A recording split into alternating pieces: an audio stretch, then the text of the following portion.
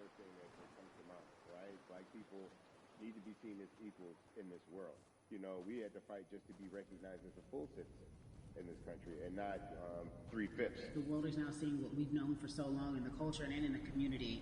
The one way that we can fight is obviously voting. Talk to me about what voting means to you. I hear people all the time talking about one vote doesn't matter and that voting doesn't make a difference. If that's true, why do they work so hard to suppress the black vote? Because they understand the power of the vote. And so it's time that black people collectively also understand the power of their vote. And not just on a national level, because a lot of times we only have this conversation every 4 years. People need to be very much involved in their local politics. They need to understand who their elected officials are, where they stand on issues that affect you. And you need to use your vote to either support the ones that care about you and your condition or to elect people who do. A newer initiative that we're dealing with is educating felons, right? So in the state of Texas, if you're a felon, right, if you've been to jail or to prison, but you're no longer on probation or parole, you have the right to register to vote. Another thing that was just brought to my attention, there's an initiative called Orange, which is happening not just in Houston, but all over the country. If you're in jail currently during pretrial, but you have not been convicted, like you're still in jail waiting for your day in court, you are still eligible to vote. And you said something so key. They work so hard to hope that we stay uninformed, but more importantly, to suppress the black vote. If you could do one thing with this message that we're trying to send today about how important voting and vote are when they cast their ballots. I think the images that we've all seen, you know what I'm saying, for decades in this country, if not centuries in this country, we've seen black people oppressed. We've seen black people attacked. So every time you look back and you see those old black and white images of people of color being attacked by dogs and people of color being sprayed with hoses, that's what they were fighting for. Back then, they were just fighting for a chance to vote. People like Martin Luther King Jr., people like Malcolm X, these people died to help us be in a position to have the power that we have now, which is to be able to cast a vote and make a decision about the people that have controls over our lives. So, I mean, if you in your own community need a reason to vote, look at a person like George Floyd. If the people in your city are not open to police reform, are not open to having a conversation about defunding the police, are not open to issues concerning economic equality, judicial equality, and racial equality, right? If they're scared to say Black Lives Matter, you have the power to put people in those positions who do believe that Black Lives Matter, who do believe in racial equality, economic equality, judicial equality, right? Who see us as human beings. And if the people in your community don't feel that way, vote them out. It's that simple. It's just vote them out. We don't have enough time to sit around and hope that people change their minds. Yeah, Bumpy, you point out something so important. We have the power, and that is in our vote, and that is with our voice, and that's how we use our voice. I think of where we are right now. People say this is a particular moment, but it is a movement, not just a moment. It is a movement. Why, in your opinion, was it George Floyd's death? Why was that the chosen brutality for people to say, oh my God, Black people are still oppressed in this country, and it is not fair? I think it's twofold, Carrie. In so many different encounters between people of color and the police, there simply is no proof of what happened in the interaction. And so what happens is in a court of law, it tends to lean towards the policeman's point of view, right? In this case, we saw very clearly what happened. I think the other thing is due to the fact that everyone was at home, basically, during this time period in relation to the coronavirus, you couldn't avoid it. Right? It was on every television station. It was on every social media platform. Everywhere you turn, you were constantly hit upside the head with this message. You see in the interaction that this man did nothing to deserve what happened. That's right. I think so well said, because if you think about it, in the grand scheme of things, it wasn't worth it, and he didn't have to lose his life. I think that you touched on something that a lot of people talk about, and that is now defunding the police. That has been such a huge conversation, but there's so many misconceptions around defunding and dismantling. If you will, educate the audience.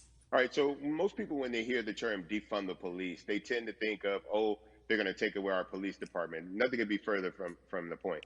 Defunding the police means that in certain communities, even Houston, take for example, we had over $1 billion allocated to our police force. Now, what is that money being used for? Some of that money tends to be allocated towards riot shields, right? Pepper spray, right? That kind of thing.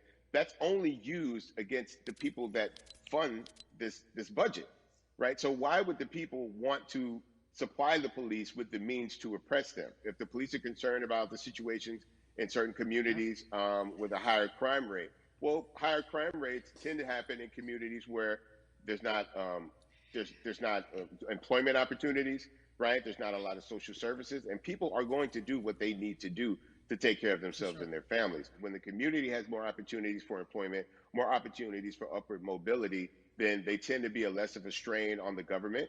They tend to have a lower crime rate, and because of that, we'll have less need for the police in those communities. You are passionate about so many different things in terms of making sure that we are holding our leaders accountable. Talk to me about some of the other projects that you're working on. Well, right now, obviously, being a part of More Than a Vote is essential. We're dealing with primaries in this country right now, and we just want to educate people. We want to inform people because people are tired, they're angry, they're concerned, and they want information and they want action. And so we want to make sure that we give them the right information and lead them in the right direction. And we thank the people that do not look like us for standing with us right now because it's very Amen. important that people who aren't black be involved because if black people could have gotten rid of racism, we would have done it hundreds of years ago. And so I'm trying to use my voice and my platform just to let people know that if they feel like I do, there's a number of places they can go to enact change in their community. People need to know about how their city council runs. They need to know that they have the ability to speak when city council meets, to let them know that that's not the way that they feel their city needs to be run. Those are not the places that they feel the money of their And Bun, community needs to be allocated. and Bubby, even a step further, they can run for office in their local community. They can run for positions. Like people act like they leave it up to somebody else. If you're upset, it's not hard to get on the school board. It's not hard to be a part of the city council. It really isn't. And depending on how small your town is, you could be a mayor. It's the power is with the people, and we need to just know that that's happening. Absolutely. And it's always been with the people. You know, if you look at Trayvon Martin's mother, Sabrina Fulton, right? She felt that there was a system of racism and a system of oppression that led to her son's death. And so what did she do? She ran for city council and she was elected Yeah. city council. Our own former president, 44, Barack Obama, right? Started in the community as an activist, ran for an elected position, became senator, ran for another elected position, and became president of the United Mm-hmm. States. So don't think that Mm-hmm. you can't make a difference. You know what I'm saying? You don't need a lot of money. You don't need a lot of power. Your voice is enough to make a difference. Amen. I feel like I need to go out and run for something. You gave me a rousing speech there, sir. I'd be remiss if I didn't ask you this. When I talk to my brothers, I have to ask you, as a black man, how are you doing? Are you okay?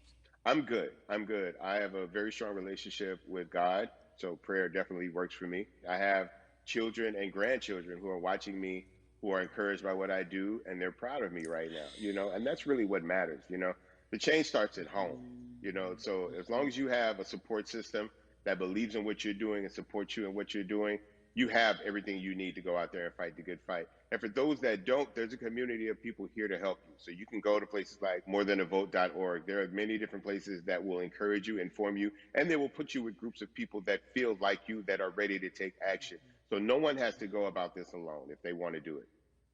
Yeah, yeah. We're stronger together. People have been saying it, but that has much more meaning now that we are in our movement, not just this moment.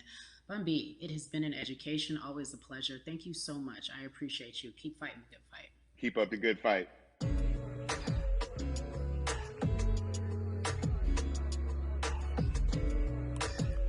Yeah, la la. So our next guest, I have to admit, I'm a fan, but there are so many different people that we could talk to, and I thought it was so imperative that we speak with her. You know her as Molly on the huge, successful show Insecure, HBO's Insecure. She also has a comedy special highlighting her Nigerian roots, and she's an amazing podcaster. Let's welcome in Yvonne Orji, everyone. You have such a beautiful way of making things funny, giving us our medicine with some candy, right? The humor and the Yeah. healing. You bring all of that to your space. And right now, as you look across this country and how everyone is so broken and so upset, if it's not social injustice, it's the pandemic.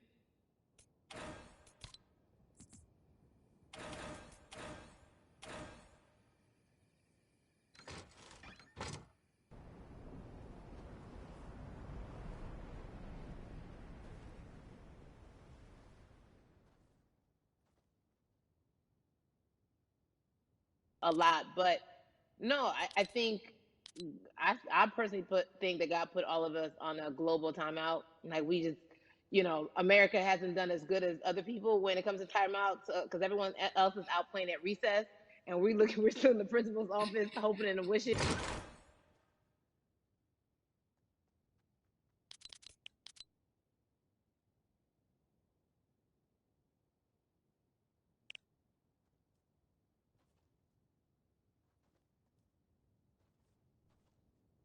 Taking this time to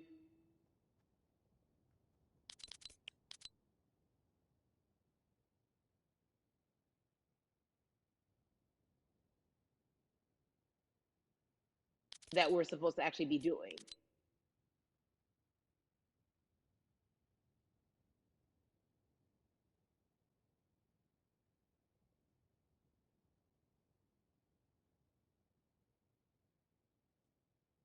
2020. It's demanding that we be better. And you said it's a global timeout. What do you mean by that?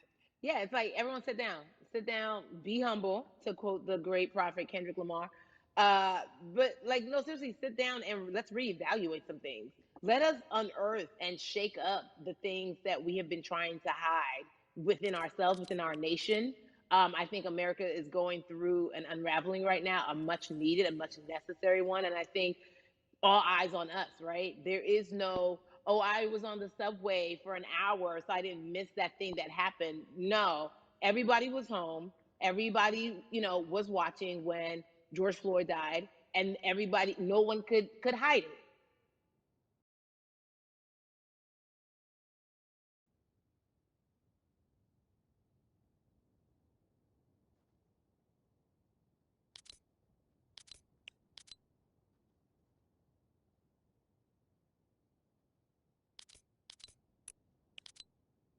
More like that. Yeah. That's